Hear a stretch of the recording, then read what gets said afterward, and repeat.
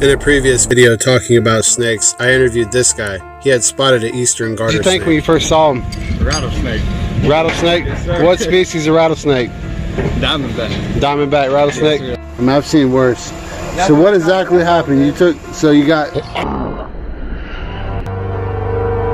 Today I will induce a sting from this.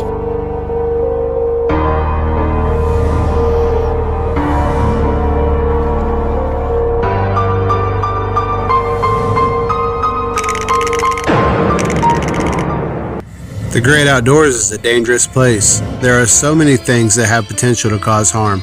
Take Florida specifically, for instance, because you already know I'm the Florida wildlife guy. Some of these dangers are obvious. Mammals like the black bear, panther, and coyotes. Common and alligator snapping turtles, the American crocodile, the American alligator, and now giant Burmese pythons. All of these animals can overpower just about any prey. These massive reptiles are built like dinosaurs with scales that protect them from the first three predators I mentioned. Venomous creatures like snakes, spiders, centipedes, wasps, and scorpions. One wrong move with the slightest touch can land me in the emergency room.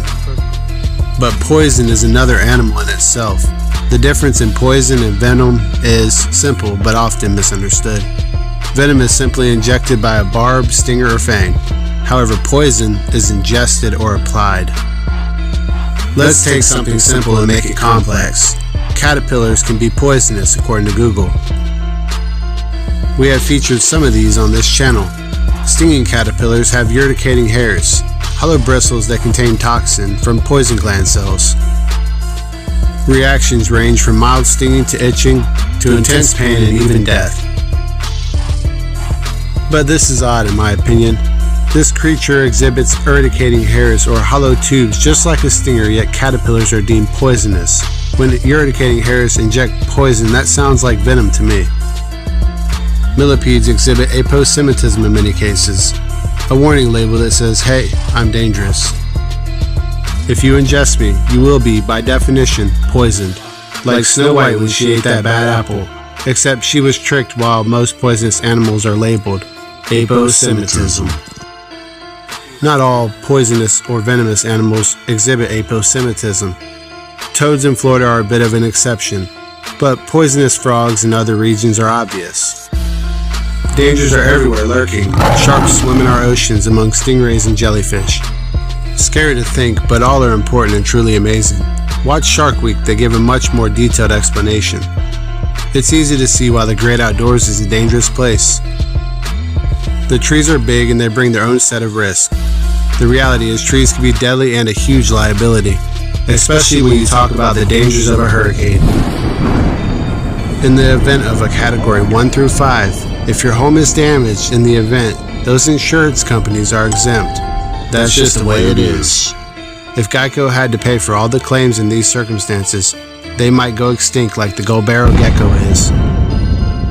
Hurricane Dorian was the worst storm in modern history, with sustained winds above 150. Just saying, this storm has kept my friends and family very busy. It's been 2 weeks since my last video released, but I'm back on the grind. I love my wildlife, but human life is a priority. I pray for the Bahamas, that place might never be the same. We all need plants and trees, but dang, have you seen what happens in a Cat 5 hurricane? Many dangers are obvious to see. Oddly, they are the ones in our dreams. But not everything is that easy to see. Ticks carry Lyme disease. Mosquitoes carry malaria, equine encephalitis, Ganges fever, and now Zika. Red tide in our oceans, alongside minute particles of plastic in the deepest reaches. But we can get better. Let's start with identification. Like an AA meeting, it starts with acknowledgement. I'm Alex. I have a problem. First, let's do a little identification.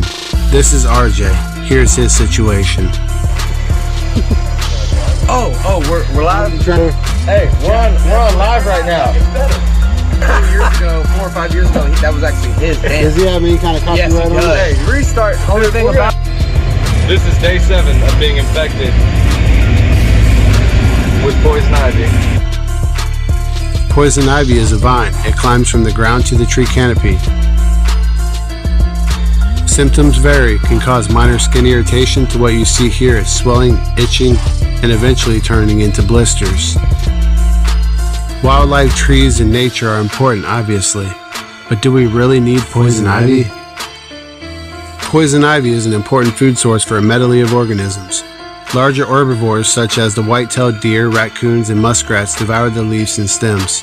The berries provide nutrition for a number of different bird species, including the wild turkey, American robin, crows, and the eastern bluebird. Also providing necessary habitat and shade and shelter for smaller creatures like toads and rodents.